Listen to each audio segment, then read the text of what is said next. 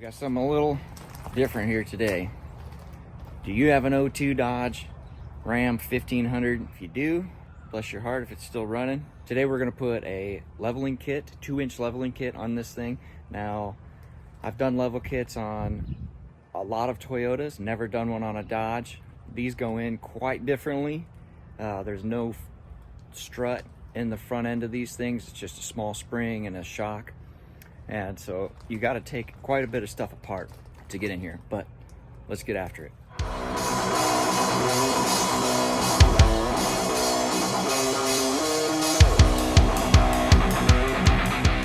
This is going to be jack it up. Put yourself a jack stand under here. Make sure your jack is free because you're actually going to utilize this, unless you have 2 jacks, but you're going to utilize your jack to help assist with the lower control arm. Once we get this all apart, you'll see why. So let's pull this wheel off and we'll go from there.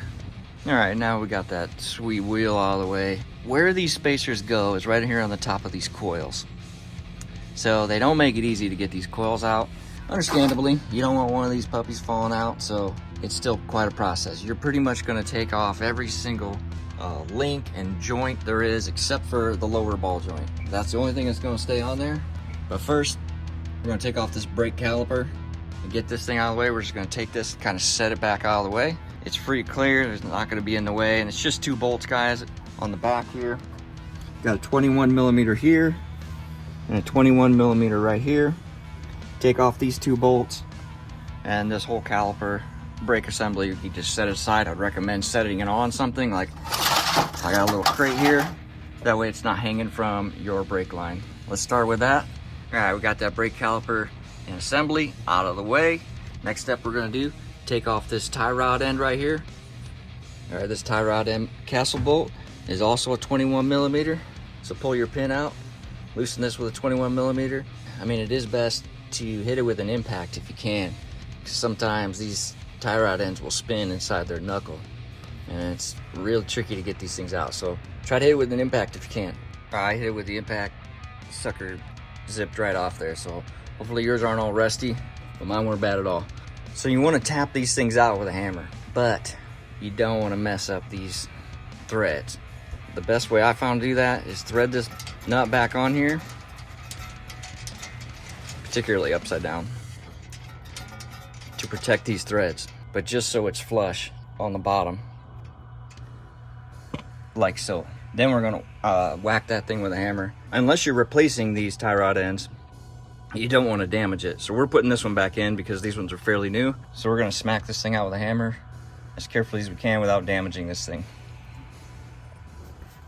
All right, got my 3-pound sledge. We're gonna give this a little whack. There you go. She's loose. I'm gonna take my nut off. Tap her out. Take this brake rotor off as well. We don't need that. Here we go. Tie rod is off. So now that we got our tie rod end off, we're gonna go ahead and remove this upper sway bar link right here. So this is a 16 millimeter. You're gonna get yourself a 16 millimeter deep well. Back that nut off. So let this just disconnect right here.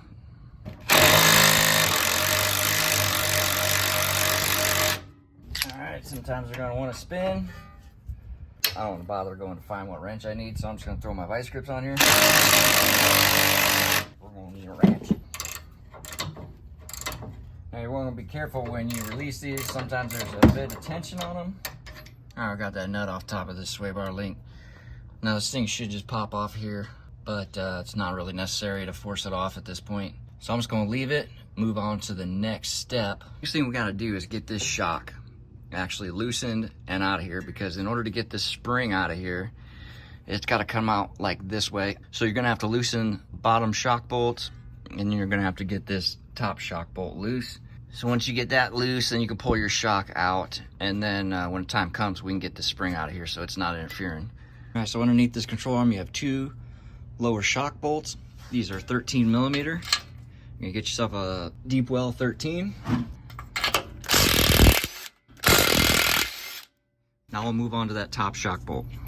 Now fortunately, this thing, I hit it with some grease about 2 days ago. So it's coming off pretty nice without spinning that thing, because they can be a real pain in the booty.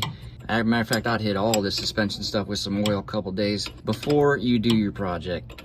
All right, we're gonna get this thing off here and then pull this shock out. Okay, once that shock bolt's loose on top, it's kind of crazy what Dodge puts in here for shocks. Look at these puny things. It looks like it should be on a trailer or something. But no, it's on a 1500 pickup truck, whatever. So once you get that top nut off of there, it should just fall right out there, which it did. So now that we got that out of the way, we're gonna go ahead and try to tackle this upper ball joint right here. With this little unit right here, again, these things are gonna wanna spin. This ball joint is gonna wanna spin inside this joint itself. So you got a castle nut, you take a cotter pin off. This is a 19 millimeter that's on here. So I'm gonna try to hit this with my impact and see if I can break this thing loose without letting this thing spin. Again, I just hit it with some oil, forgot to spray this thing, so hopefully it comes loose quickly. Let's see what happens. All right, it's kind of a tricky spot to get in here with a impact, so I'm gonna try to just hit it with a wrench. Ouch. All right, whatever you do, don't have your knee in front of that spindle when you hit that thing. Oh, mama. So the spindle's gonna rotate, so don't have your knee in front of it. See how that hurt. Okay, let's try that again. Sheesh, idiot. Always hurting myself. We're gonna need some. Oh yeah. Oh yeah, she's coming loose. So again, we're gonna have to whack this bolt out with a hammer. So what I'm gonna do is I'm gonna take my castle nut off, flip it over, and smack this puppy with a hammer to break her loose. Oh man, my shin hurts.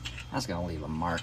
When you're whacking something like this out, try to use as little swings as possible. So meaning, hit that sucker hard and don't hold back. You don't want to do a bunch of small swings. That's how you're going to damage stuff. You're sitting here just doing those on it, you're going to end up damaging the threads, the nut, or something. But you give her a couple hard whacks, usually they'll come right out. All right, let's do this. There we go. And there she is, free and clear. Okay, so when you take these apart, be careful. This little ringlet right here actually sits on top. That thing's gonna sit on top, and you can see, if this camera will zoom enough, there's no damage to those threads with the, ooh, these are a little sloppy. So like I said, don't lose your ring, your washer, and your nut. Just gonna thread it back on here so I know where it's at. Okay, now pretty much all that's holding this spring in place now is this this sway bar. There you go. I get it out of the whack. She came loose. Don't lose your washer that come off the top of this. You got a little bushing and a washer. Now you can see how free and clear this puppy is. What we're gonna do, push down on our lower control arm with our hand, and your spring is free. There's this little rubber cap on top. You ain't gonna need that where you're going because you're replacing it with a spacer. So this is the end result of what it should look like when you get your spring out. Like I said, pretty much every component in this thing has been pulled apart somehow. You know, they don't make it easy. And you're gonna do the same process. If you're doing something more than a spacer lift, you're doing an actual lift with some nice springs and stuff, you're gonna do the exact same process to install a lift on these 1500. Again, this is a two-wheel drive. I don't know if I mentioned that, but it's pretty obvious now. So this is the process. I don't know what the difference would be with a four-wheel drive. Okay, so on this bad girl, this is what we're putting on here. We got a 2-inch, I believe this is aluminum. These are really cheap. We got them off Amazon. Really, guys, don't get it. If you're just getting a spacer lift, there's nothing fancy you gotta get, because it's just a block of metal. That's all it's doing. Anybody can make a block of metal to fit in here. It ain't gotta be something expensive. It's gonna fit right on top of your spring like so. There's no particular way or groove that it's gonna end with the spring here. It's all smooth in there. A lot of them will lock in with the end of the spring here. This one does not. So you're gonna set her in there like that. And then your bottom part of your spring, this part right here, needs to sit down in this basket right here. There's a hole. I don't know if you can see it, but that's where the end of the spring needs to go so it doesn't spin and it sits in here properly. There's even a little bump right here where the end of the spring is going to sit. But that hole is your marking point of where this thing is going to sit down in there. So we're going to go top first.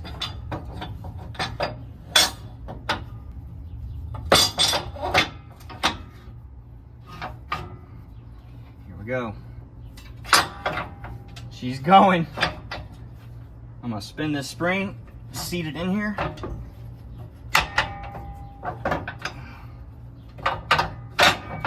There we go. That should be your finished end result here of what it should look like before you reassemble everything.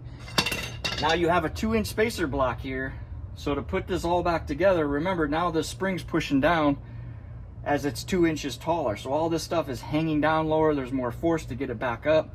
So remember the fact that I said don't leave your jack underneath your truck because you're going to need it. Now's the point where you're going to stick this jack underneath this lower control arm to force some compression in that spring so you can get all these components back together. You know what? Before I do this, actually, I'm going to feed this shock up in here.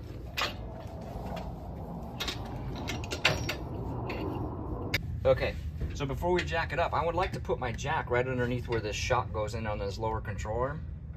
So I'm gonna feed my shock in here first. I'll stick our shock in here, pull our jack down, kind of do a minor circus act.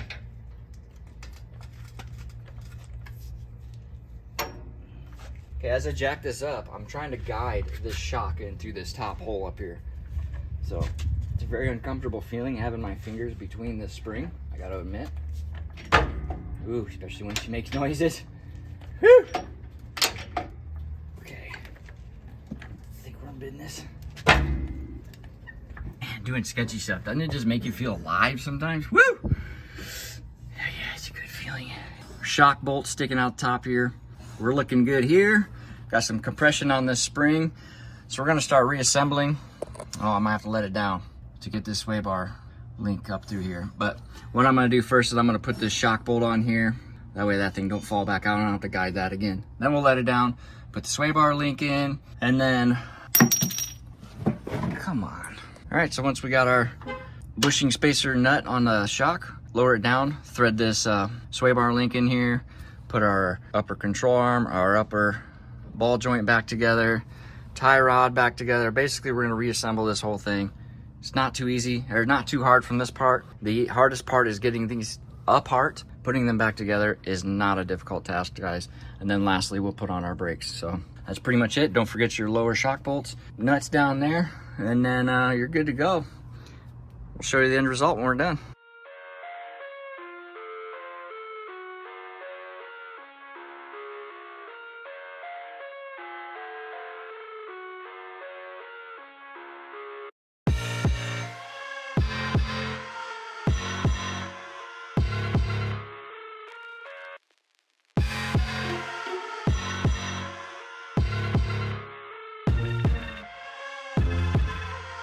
She is completely reassembled. All we gotta do is throw a couple cotter pins in those castle nuts, and then we're good, guys. So that's it. It's not too difficult a job, as long as you got some patience and some tools.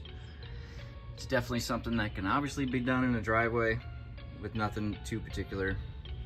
That's about it.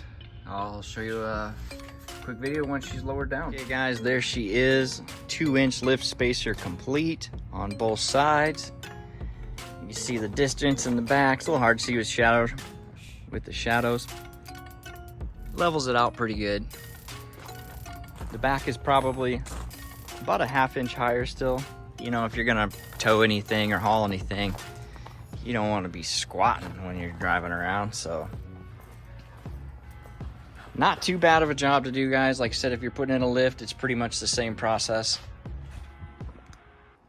So there she is. If there's anything I missed, any questions you guys may have about this, hit me up. I'll answer them the best I can. Thanks for watching. See you around.